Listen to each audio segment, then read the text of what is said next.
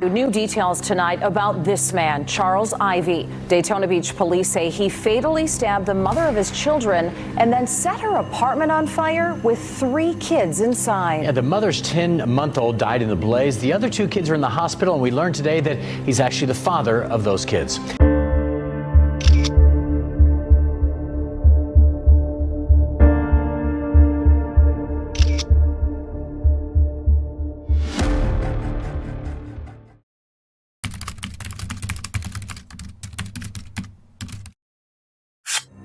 New developments now in the murders of a mom and her 10-month-old baby. Daytona Beach police say a suspect is in jail now, facing a long list of charges after detectives say 34-year-old Charles Ivey stabbed that mom and set fire to their apartment, killing the baby. Police say this happened late Monday night at the Countryside Apartments off Bevel Road in Daytona Beach. 2 other kids were also inside the home during the fire. They're still in critical condition at a hospital. News 6's Molly Reed is in Daytona Beach with details on how investigators tracked Ivey down. November 21st, 2023, the night before Thanksgiving in Daytona Beach, Florida. While families prepared turkeys and counted blessings, something darker was counting down the minutes. At 11:45 p.m., dispatchers received a call, a fire tearing through an apartment building on Kingston Avenue. What's the emergency? Hi, I'm at the corner of Pleasantville and... Fire crews rushed to the scene, sirens wailing against the quiet streets. When first responders arrived, they saw it immediately. Thick black smoke pouring from the windows, flames chewing through drywall, the heat pushing them back. Neighbors were outside, screaming that there were children trapped inside. Firefighters pushed through the blaze, expecting to find smoke victims, but what they found was something else entirely. Lying just steps from the kitchen stove was 31-year-old Denja Moore. Her body bore the marks of unimaginable violence, more than 100 stab wounds. And just feet away, the small, lifeless form of her 10-month-old son. This was no accidental kitchen fire. Investigators would later allege it was something far more sinister, a calculated act of rage. The flames weren't meant to destroy evidence. They weren't meant to cover up what happened. They were meant to finish it. And when police learned who had been inside that apartment, who they believed had done this, the betrayal cut almost as deep as the knife itself. Because the man accused of this horror was someone Denja trusted with the most precious things in her life.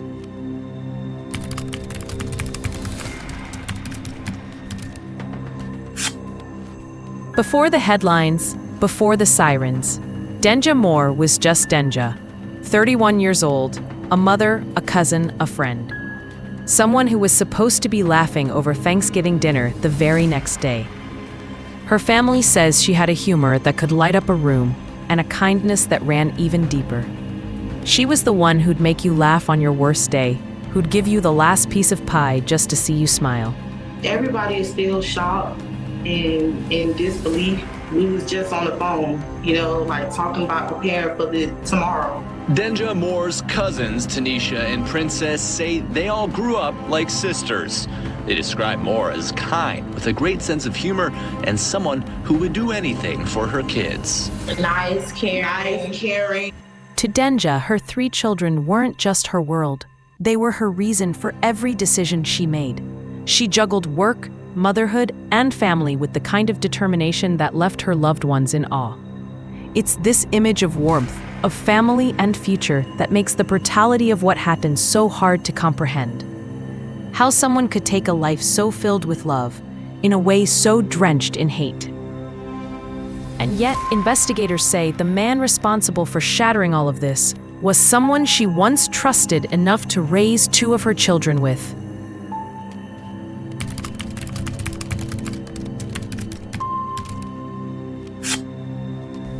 What's good? What's good?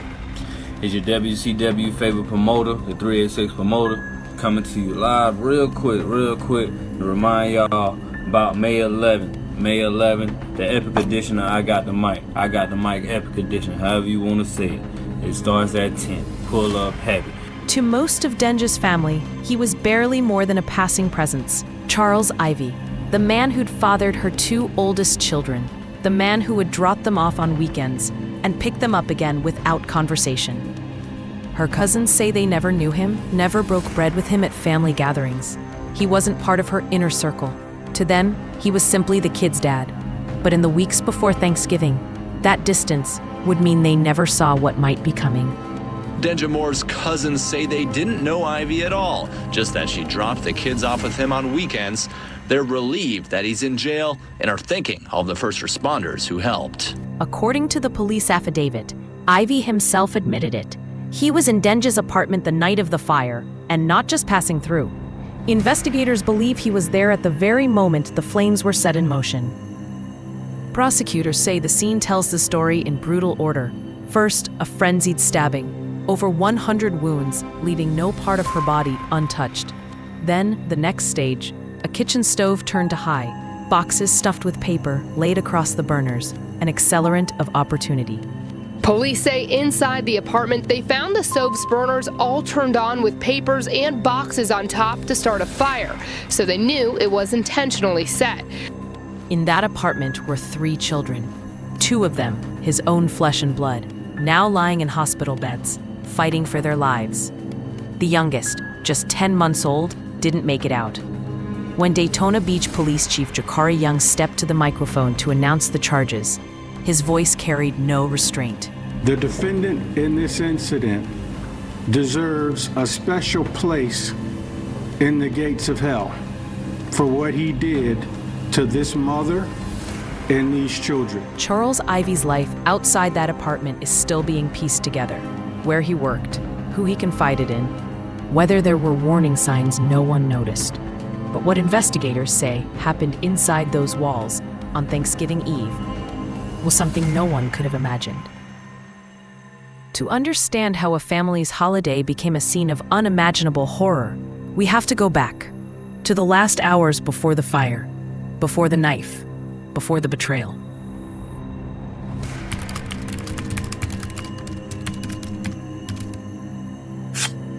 We were able to track his vehicle via traffic cameras leaving the area after this incident would have occurred. Chief Jakari Young says Ormond Beach Police told Ivey about his children right after the fire. After that, police couldn't get a hold of him. Detectives went to Ivey's Ormond Beach home, saw him limping, putting suitcases in his car, and then leaving. The chief says they pulled him over and arrested him. He was also in possession, admittedly, of the victim's cell phone. November 21st, 2023, the night before Thanksgiving. For most, the final hours before a holiday meal mean family phone calls, last-minute shopping, maybe a late night in the kitchen. But for Denja Moore, those hours would mark the end. Charles Ivey finishes his shift at work before 11 p.m. It's not unusual for him to stop by Denja's apartment. They share 2 children, ages 4 and 5. According to investigators, he told police he was there that night to drop off money. We don't know what words were exchanged between them in those minutes, but we do know what came next. A scene prosecutors say was an explosion of violence, more than 100 stab wounds. At some point after the attack, the stove is switched on. Boxes filled with paper, easy fuel, are placed on the burners. Flames begin to crawl across the kitchen. Within the hour, the fire is reported. Black smoke billows from the windows of the apartment, visible from the street. Neighbors are shouting, there are children inside. When Ivey is later arrested, he's not alone. A woman is with him. She tells police she knew he had gone to Denja's home that night, and that he'd gotten off work not long before the fire started. Prosecutors won't say outright if this was premeditated, but the evidence suggests it wasn't random. Paper-packed boxes don't just appear on a stove. The fire, they believe, was set with purpose. By the time firefighters reached the apartment, the inferno was already well fed. What they would find inside was far beyond what they'd been called to fight.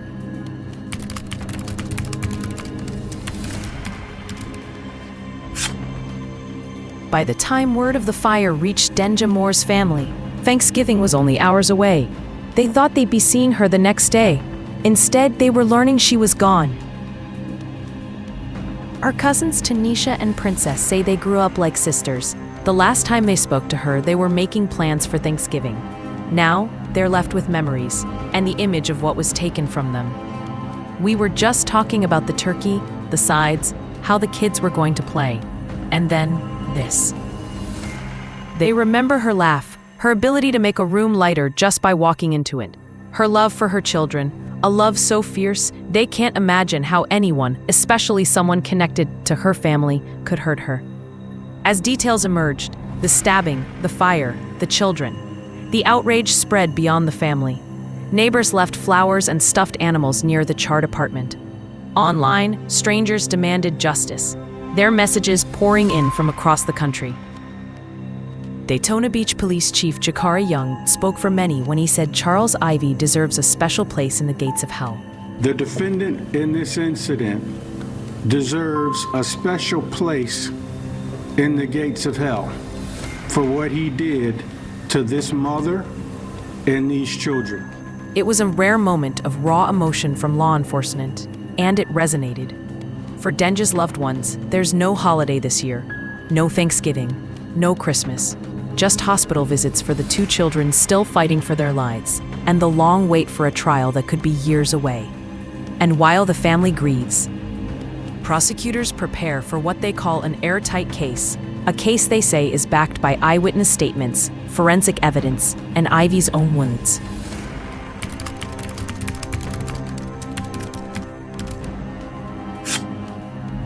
We now know the two children who are in the hospital at this time, still fighting for their life, are Charles Ivey's own children with the victim. Now, police were back here at the jail trying to question him more today. They say so far he has not confessed to anything, and they still don't have a motive. The evidence is clear. The evidence speaks for itself. 34-year-old Charles Ivey is now facing several murder, attempted murder, and arson charges. Daytona Beach detectives say on Monday night he stabbed his ex, 30-year-old Denja Moore, then set her apartment on fire with their 4- and 5-year-old children inside and Moore's 10-month-old, the infant dying afterwards in the hospital. I have never witnessed anything this horrific in my entire career. Police say inside the apartment they found the stove's burners all turned on with papers and boxes on top to start a fire, so they knew it was intentionally set. In the days after the fire, the investigation moved from smoldering debris to the sterile confines of a crime lab. Every item pulled from that apartment became a piece of a much larger puzzle, one the prosecution says fits together perfectly. Forensic teams determined the fire was no accident. In the kitchen, they found cardboard boxes stuffed with paper placed directly on active stovetop burners. It's a method, fire experts say, that ignites quickly, burns hot, and spreads smoke faster than flames, ensuring anyone inside has almost no time to escape. The fire didn't cause Denja Moore's death. The autopsy revealed a truth far more brutal. More than 100 stab wounds. A number prosecutors say is not just evidence of intent, but of deep, personal rage. Defensive injuries on her arms and hands paint a picture of her final moments, a desperate fight for her life. The two surviving children, just 4 and 5 years old, suffered severe smoke inhalation. Prosecutors point to their condition as proof that whoever set the fire knew they were inside and lit it anyway. Then came the witness, the woman who was with Ivey when he was arrested. She told investigators she knew he'd gone to Denja's apartment that night, and that he'd gotten off work just before the fire started. Her statement narrows the window of opportunity to minutes. In a sworn statement, Ivey himself admitted he was inside the apartment when the fire began. Prosecutors call that the most damning piece of the puzzle, placing him at the scene in the critical moments when both the violence and the blaze occurred. And it didn't end with physical evidence. Investigators obtained phone records showing his location data matched the apartment's coordinates at the time the fire was set. Digital breadcrumbs, prosecutors say, leave no room for doubt. 2 counts of first-degree murder, one for Denja Moore, one for her 10-month-old son, arson, attempted murder for the surviving children. Each charge, prosecutors argue, reflects not just the lives lost, but the lives nearly taken. With physical evidence, eyewitness testimony, digital proof, and the suspect's own admission, The state says their case is airtight. Their goal, conviction without the possibility of parole. But trials are battles. And no matter how strong the state's hand appears, the defense will fight to plant a seed of doubt in the minds of the jury.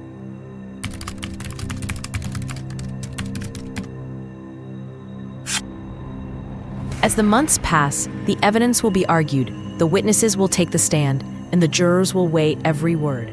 But outside the courtroom, there's a larger trial unfolding, the trial in the court of public opinion. On one side, the state's version, a calculated, merciless attack followed by fire meant to erase everything. On the other, the defense, casting shadows on timelines, witnesses, and intent. Somewhere between these two stories lies the truth of what happened that night. For Denja Moore's family, waiting is its own kind of sentence. Every court date, every delay is another reminder that she's not here. That the children she loved will grow up without their mother's laugh, without her arms to run into. And for the community of Daytona Beach, this verdict will echo far beyond a single case. It will send a message about what justice looks like when a family is shattered, and about whether that justice can truly heal the wounds left behind. 12 strangers will be asked to make an impossible choice, to decide whether Charles Ivey will spend the rest of his life behind bars, or if there is enough doubt to spare him. Their decision will not just close a chapter, it will define it. Was this the final act of a relationship we never fully saw? Was it fueled by rage, revenge, or something darker still? And if the fire hadn't been set, would the truth have ever been uncovered? In the end, only one thing is certain. Thanksgiving Eve will never mean the same thing for the people who loved Denja Moore. It will always be the night a mother's light was taken, and the night a community's sense of safety went up in smoke. We'll be following this case as it unfolds, from the opening arguments to the final verdict. If you believe her story deserves to be heard until the very end,